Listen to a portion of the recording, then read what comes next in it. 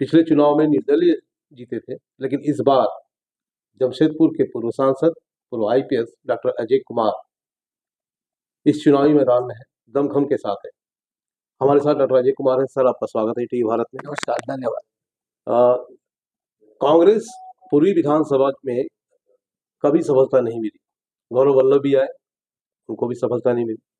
इस बार आप हैं, चूंकि लोकसभा में आपको जीत मिली थी पहली बार, दूसरी बार चूंकि एक लहर थी तो वोट ज्यादा था, लेकिन आपको सफलता नहीं मिली। लेकिन इस बार आप चुनाव लड़ रहे हैं, तो क्या ये माना जाए कि डॉक्टर अजय अपने बलबूते पर पूर्वी विधानसभा चुनाव में उतरे? नहीं, ये तो बोलना उचित नहीं होगा। संगठन हो, आम आदमी हो, पब्लिक हो, सबके समर्थन से, सबके प्यार और स्नेह से जो हम आगे बढ़ रहे हैं, ये लड़ाई बहुत ही महत्वपूर्ण लड़ाई है। मैंने अपने भाषण में एक ही चीज कहा कि हमने जिंदगी में एक भी गलत रुपए नहीं कमाया। जब हमने पुलिस नौकरी से इस्तीफा दिया था 10 साल की नौकरी के बाद, हमारे दोनों हस्बैंड वाइफ क्लास 1 अफसर थे, है, और रीना तो नौकरी में रह गई थी, तो हमारे पास मात्र 3,000 रुपये था बैंक में। जब हम लोकसभा चुनाव लड़ रहे थे तो उस समय सबने हमसे कहा कि अगला चुनाव के लिए आपको बहुत पैसे की आवश्यकता होगी, और उनका सुझाव था कि कुछ गलत करें। उस चुनाव में भी, उन 14 के चुनाव में भी पैसे की बहुत कमी पड़ गई। हारने का कारण लहर है, हो सकता है कि कुछ संसाधनों की भी कमी थी, लेकिन मुझे खुशी है कि हमने गलत नहीं किया।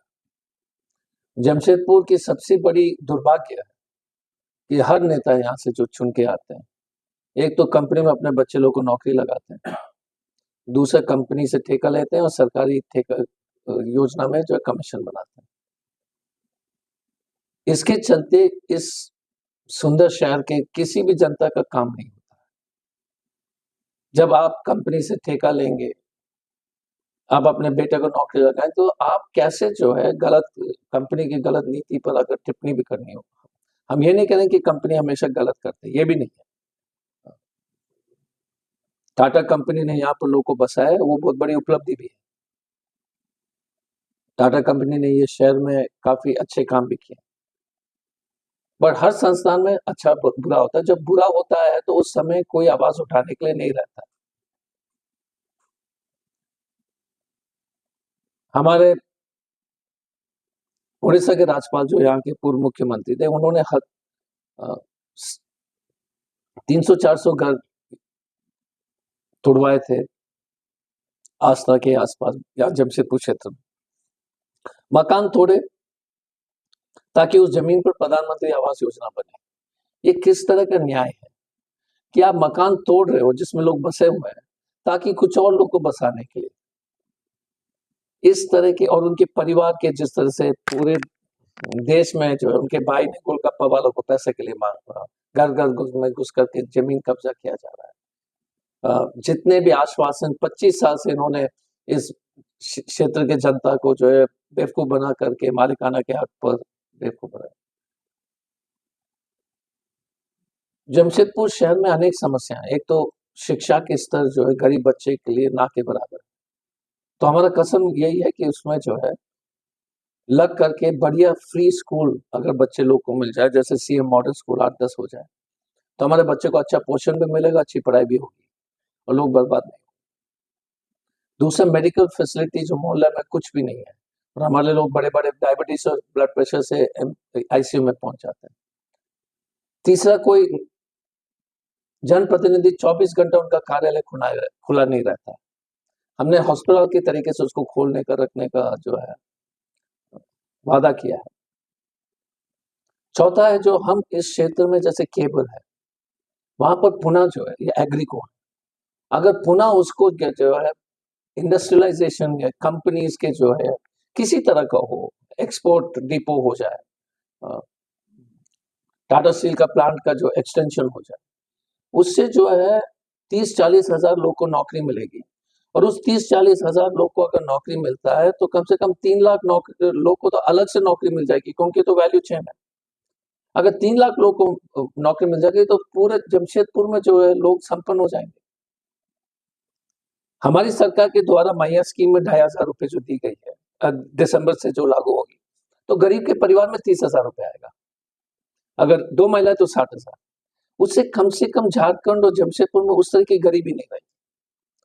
दूसरी बात है, हमने जातीय प्रमाण पत्र और स्वर्ण समाज के गरीब लोगों को इकोनॉमिक ईडब्ल्यूएस का जो सर्टिफिकेट देने का जो काम किया है, क्योंकि पांडे जी हो या तिर्की जी हो, लोहार जी हो या श्रीवास्तव जी हो, अगर कोई बस्ती में रहता है तो वो बराबर है, वो कोई जात नहीं है, सब गरीब से जूझ रहे हैं। मैं तो बागबेड़ा जैसे इलाके में जाकर देखता हूँ, बगल में पंडित जी हैं तो उसके बगल में जो है रविदास जी है। ये क्योंकि ये गरीबी का कोई एक ही गरीबी एक जात होती है, तो इसलिए हमने कहा कि स्वर्ण समाज के गरीब बच्चे के 10% आरक्षण दिलाना, 50% आरक्षण ST/SC OBC को बच्चे को जब हम आरक्षण दिलाएंगे तो हमारे गरीब परिवार को बहुत बड़ा स्कूल फीस माफ हो जाएगी। चलिए, ये आपका विजन है और जाहिर सी बात है, ये चुनाव के दौरान हर जनप्रतिनिधि का अपना एक विजन होता है। आपके ये विजन है, लेकिन सबसे बड़ी बात है कि अभी एक रिजल्ट के लिए जिस तरह से एक चैलेंज होता है कि कैसे शिकस्त किया जाए सामने वाले को, तो जो वर्तमान सिचुएशन है, पिछले बार निर्दलीय थे जो जीते थे, लेकिन इस बार चूंकि NDA पूरी तरह से ताकत झोंक रहा है, बाहर के CM भी आ रहे हैं, कई सभाएं कर रहे हैं, बहुत तरह की बातें सामने आ रही है। आपका अभी तक कोई बड़ा लीडर यहाँ नहीं आया, तो इसका कितना इम्पैक्ट पड़ेगा? नहीं, देखिए एक चीज है, बड़े लीडर तो जैसे सचिन पायलट जी आएंगे, चन्नी जी आएंगे, पप्पू यादव जी आएंगे, बड़े लीडर है। बट ये बड़े लीडर तो जो बाहर से आ रहे हैं भाजपा के, वो यहाँ के लोग के लिए काम करने वाले हैं क्या? हम तो SP रहे, सबने हमारा काम देखा है, MP रहे, सबने काम देखा है। जब ट्रेलर ही अच्छा है तो पिक्चर तो ठीक होनी चाहिए।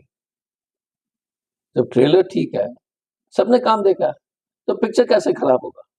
अब दूसरे का ट्रेलर आपको पहले से मालूम है, किस तरह से पिटाया, किस तरह से जमीन हट पाया, तो वो भी ट्रेलर खराब है, तो पिक्चर तो बहुत बड़ा फ्लॉप होने वाला है जनता के लिए।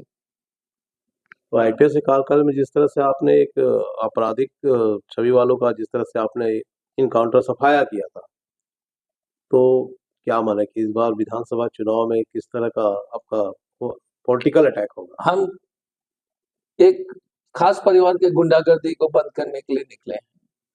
हम निकले हैं कि पूर्वी जमशेदपुर के विकास के लिए, मालिकाना के जिसके जो बस्ती को पट्टा दिलाना पहला काम है, तो उनको हक मिल जाएगा। सरकारी पट्टा जैसे मिलता है तो उनका जो है जमीन के जो है रजिस्ट्री हो जाएगी, खतियान में नाम चढ़ जाएगा।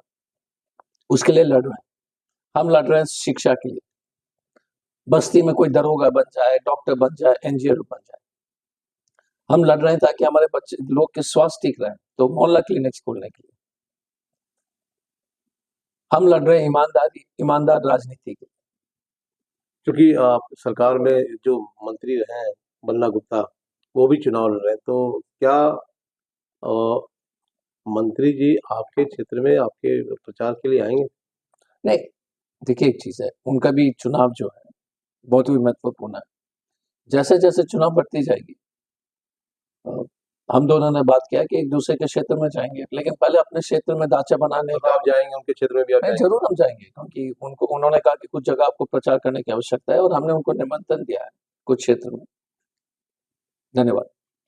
तो ये थे डॉक्टर अजय कुमार, जिन्होंने कहा कि अपने IPS के कार्यकाल में जिस तरह से उन्होंने कई आपराधिक छवि को हटाया था, साथ ही जो क्षेत्र में वर्तमान में जो समस्याएं हैं, उसके लिए इन्होंने एक ब्लूप्रिंट तैयार किया है, जिससे इस क्षेत्र में राजनीति अपनी जगह है, इस क्षेत्र के युवाओं को, महिलाओं को सम्मान मिले, रोजगार मिले। ETV भारत आपसे अपील करता है कि वोट देना आपका मौलिक अधिकार है, आप मतदान अवश्य करें। जितेंद्र कुमार, ETV भारत, जमशेदपुर।